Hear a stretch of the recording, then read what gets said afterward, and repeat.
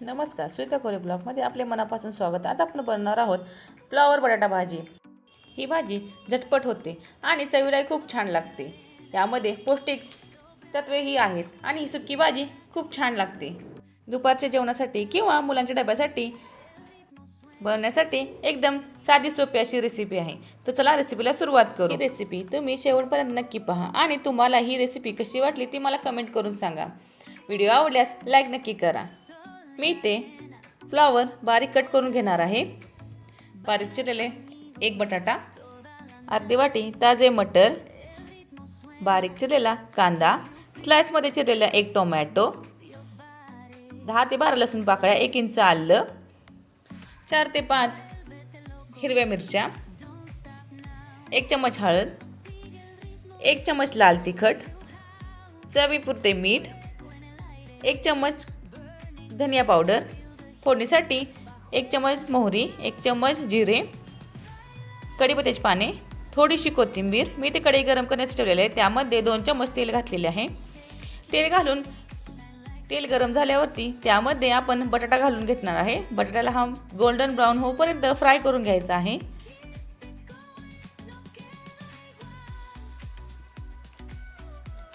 बटाटा golden brown होईपर्यंत fry करून घेतलेला आहे, तुम्ही बघू शकता। त्याला एका डिशमध्ये काढून घेतलेले आहे।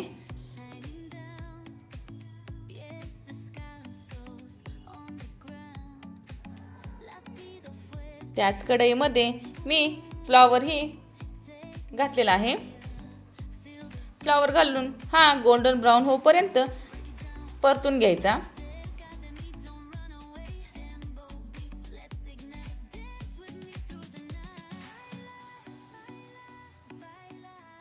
परतून झाल्यावरती मी हा काढून घेतलेला आहे।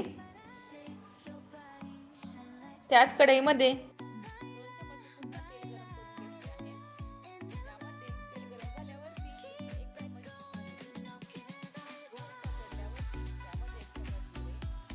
अर्धा चमच मेथीचे दाणे हे फ्राय करून झाल्यावरती त्यामध्ये स्लाइस केलेला कांदा हा गोल्डन ब्राऊन होईपर्यंत परतून घ्यायचा। कांदा परतल्यावरती त्यामध्ये लसूण, मिरची, आलं ह्याची पेस्ट घालून घेतलेली आहे, ती मिक्स करून घेतलेली आहे। लसूण फ्राय झाल्यावरती त्यामध्ये 1 चमच हळद, 1 चमच लाल तिखट, 1 चमच गरम मसाला, 1 चमच धनेपूड घालून हे मिक्स करून घेतलेले आहे। त्यामध्ये टोमॅटो स्लाइस केलेले घालून ते मिक्स करून घेतलेले आहे। त्याच्यामध्ये थोडे पाणी घातलेले आहे मसाले करपून नाहीत यासाठी। चवीपुरते मीठ घालून मिक्स करून घेतलेले आहे। त्यामध्ये ताजे मटर घालून मिक्स करून घेतलेले आहे। त्यामध्ये आपण फ्राय केलेला फ्लॉवर आणि बटाटा घालून घेतलेले आहे, ते घालून मिक्स करून घेतलेले आहे। मिक्स करून झाल्यावरती त्यामध्ये मी थोडे पाणी ॲड केलेलं आहे। हे पूर्णपणे आटू द्यायचे। फ्लॉवर आणि बटाटा हा आधी फ्राय करून घेतला आहे, त्यामुळे तो लवकर शिजतो। त्यामध्ये मी कसुरी मेथी ॲड केलेली आहे। वरून गार्निशसाठी कोथिंबीर घालून घेतलेली आहे। तयार आहे आपली बटाटा फ्लॉवर भाजी। ही भाजी तुम्ही चपातीबरोबर, भाकरीबरोबर किंवा भाताबरोबरही खाऊ शकता आणि मुलांच्या डब्यासाठी हा उत्तम पर्याय आहे। जर तुम्हाला ही रेसिपी आवडली असेल तर लाईक करा, कमेंट करा आणि चॅनल सबस्क्राईब करा। अशा छान छान रेसिपीसाठी आपण पुन्हा भेटू।